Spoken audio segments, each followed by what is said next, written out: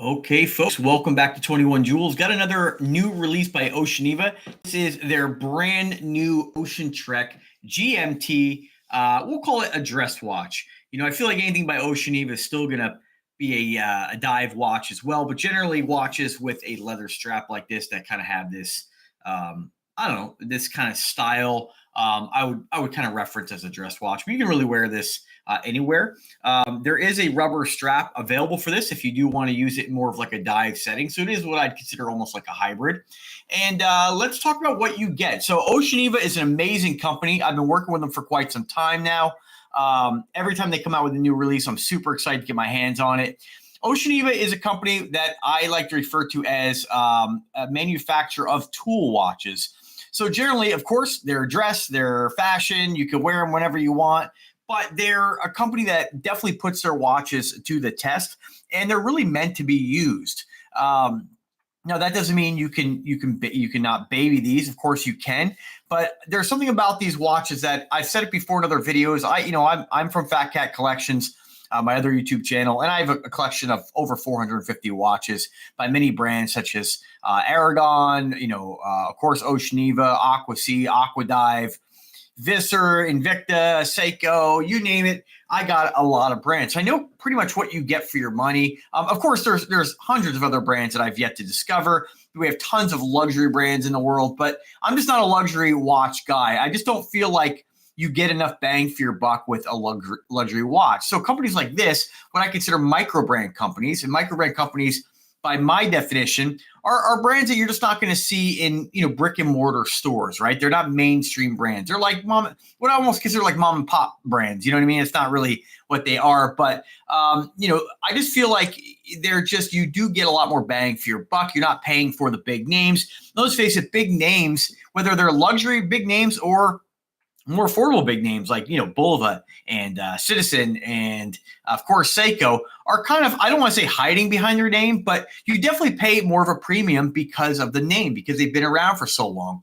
It doesn't mean you're getting a better quality watch when you go with brands like that. Again, not to say that a Citizen or a Seiko or a Bulova is an inferior watch, but I do feel like let me just put it this way, if I'm going to have to put my life on a watch being, I guess, reliable underwater, I'm going to lean towards Oceaneva over a lot of those mainstream brands, right? That's just kind of, I don't know, it's just my mindset. I feel like they're extremely well made. And, I don't mean to say that as if you look at this Oceaneva and you compare it to a Citizen, that you're going to say, oh man, this Citizen's terrible. I just don't really feel like you can really I don't feel like people are really going to have those experiences with many watch brands. Of course, if you were to compare this to like an inexpensive entry-level quartz movement watch, yeah, this is going to be quite a bit nicer. The average person is probably going to be able to say, hey, you know what, there's definitely a noticeable difference here. But and that's kind of where I consider if a watch brand is of higher quality, it has to be something very noticeable. When we look at brands, for instance, I just happen to have here an Earnshaw, right? When we look at both these two style dress watches, they're both very nice watches. One does not make the other one inferior, right? You just might have slight differences that might make you buy one over the other, right? Price is always something to think about, is always something that is a factor, in my opinion. Of course, cosmetics. Do you like the way the watch looks? That's naturally a huge one. And then, of course, what kind of crystal, what kind of movement, what kind of material. So just to put that in perspective, when you look at these two watches, again, by two different brands, they are very similar in quality. However, my point in mentioning that was you're not going to pick up the Oceaneva and say, oh, man, it's so much nicer than the Earnshaw. You're just not. They're both nice, but you might think that the Earnshaw or the Oceaneva, at least by my opinion, is something I would just trust more as far as the reliability and not necessarily the longevity. Like they're both probably going to last, your whole life. This whole misconception people have in the watch world that they're like, oh, that's going to last you a couple of months. Just not the case. So let's talk about what you do get with this. And I like to talk about check boxes here. So, of course, a GMT movement. I really like what Oceaneva did with this dial. It is available in several different color options. I chose kind of the Coca-Cola inner GMT ring style. They have silver, they have like a green, but they all have kind of like this metallic, kind of shimmery face. We have Roman numerals. I always think those are very classy. I like that they have what I'm going to call like a sickle. I believe that's the GMT hand. I like that it's got kind of like that sickle on the end, kind of different. What else? Let me get this sucker wound up. I've been wearing it for a while here. See if I can do this with these classy ass gloves here. Screw down crown, of course. Give this a little bit of a wind. And we'll talk about the specifications as well here. 316 stainless steel. And what's really great about Oceaneva as well is that when they understand that the people who are buying their watches might not be, your guy who's like, hey, I feel like picking up a watch. It's like their first watch or second watch. A lot of times folks who are buying their first watch, of course, you're going to go with cosmetics, but let's say, you see 5 watches you really like.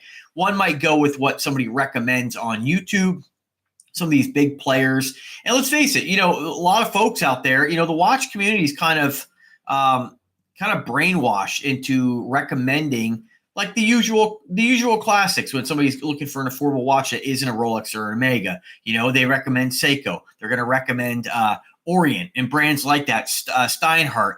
Those brands that kind of I feel like they're all just a bunch of mindless trolls on YouTube that they just automatically recommend what every other watch reviewer is recommending. And then people just kind of go down, they just get in line, they lick the boots, and that's kind of it. And I think that first and foremost, when you're buying a watch, it's really be about which one do you like the best. If you look at these 2 watches and you say, man, I'm really liking the Earnshaw, then you should definitely buy the Earnshaw and not listen to what I say about why this Oceaneva might be a better value, right? You should really buy the Earnshaw, even if it costs a little more, because that's the watch it really calls to. Ultimately, when buying a watch, you don't really have to have the fear that you're going to spend your money and get a piece of shit. I mean, most things out there are pretty decent, whether it's a really, $99 watch, a $50 watch. There are differences, of course, but nothing's really shitty unless you go with something that's like in that $20, $30 price range. Your Temu specials. And even then, it's still an incredible value, right? What I recommend is not overpaying. And I think that as you start to pick up watches and you go into different stores and, whether you buy online or actually I always recommend buying online, but if you do start to just like go to your mall and look around and just look at what's available, as you start to pick up different watches and feel them, you'll really start to see there's not a lot of difference in quality, right?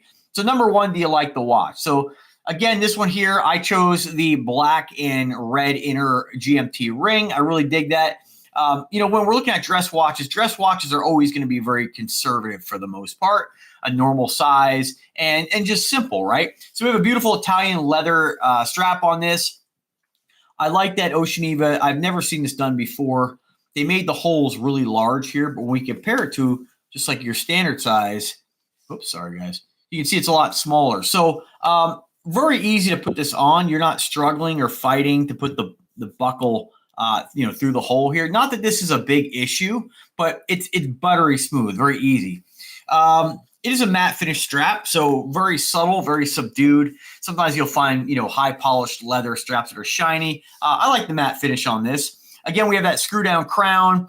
And as far as the movement is concerned, Oceaneva, they always go with reputable, well-named movements. This is powered by the Seiko Instruments S2 caliber NH34, time-tested, reliable. You're getting a great quality movement. 24 joules, 41-hour power reserve, 4 hands, DiaShock, which is Seiko's proprietary shock absorber system, and the Edicron regulating system. So what does that actually mean? Honestly, not really all that much, right? I mean, they all tell time reasonably well, but you are getting a great quality automatic movement. Now, if you were to get the comparable movement by a brand like Seiko, you're probably going to be paying 4 times the price of this watch. So they definitely are giving you a lot of bang for your buck here. And that's, again, another thing I love about Oceaneva.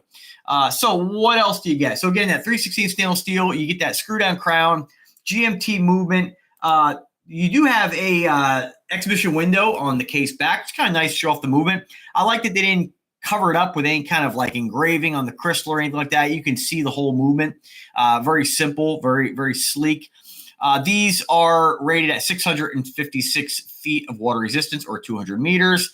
We had the model number here, and this looks like, I believe this is number 1. I think that's think they are a limited edition as well, but don't quote me on that. Lug width 22 millimeters, case thickness 12.35, and obviously, the case is round. We have some.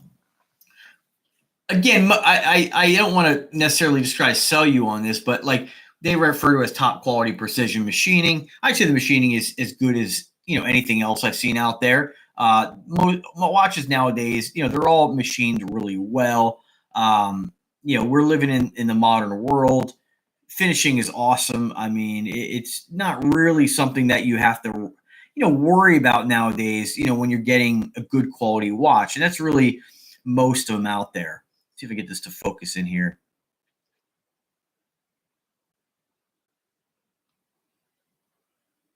There we go.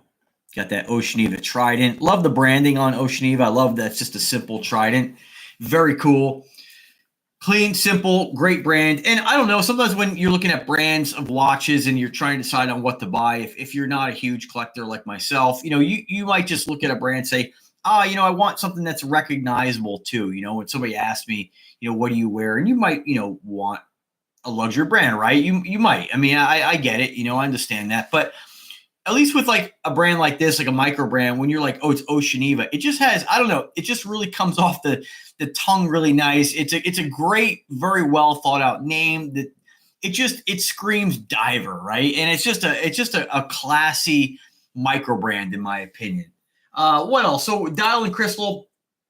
The dials are made by, I guess they use a hydraulic press with a pattern and silver relief Roman numerals. It does have a anti-reflective sapphire crystal, 2.95 millimeters thick. Now, again, you might never have seen a company reference the thickness of the crystal, but Oceaneva does. They want you to know all the nitty-gritty with these watches. And each individual watch is actually serial numbered, so that's kind of cool. Again, just another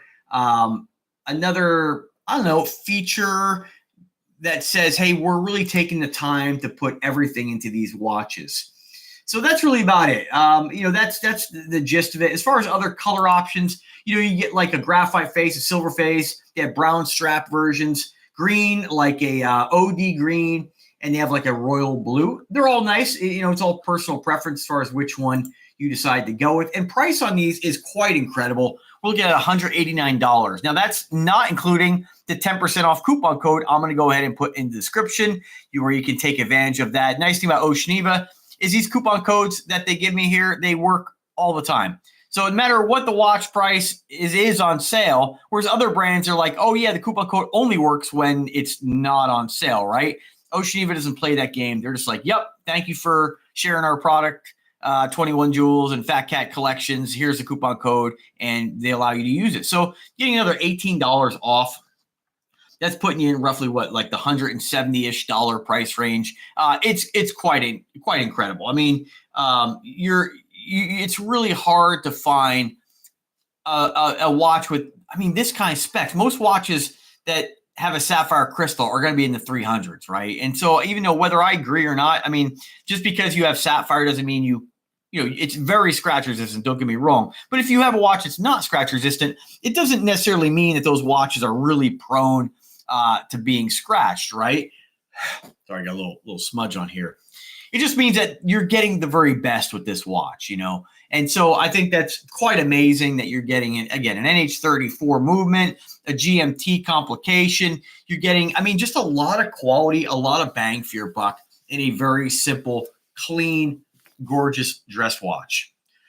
So very nice. So without further ado, I'm going to go ahead and throw it on the wrist here so you guys can see what it looks like.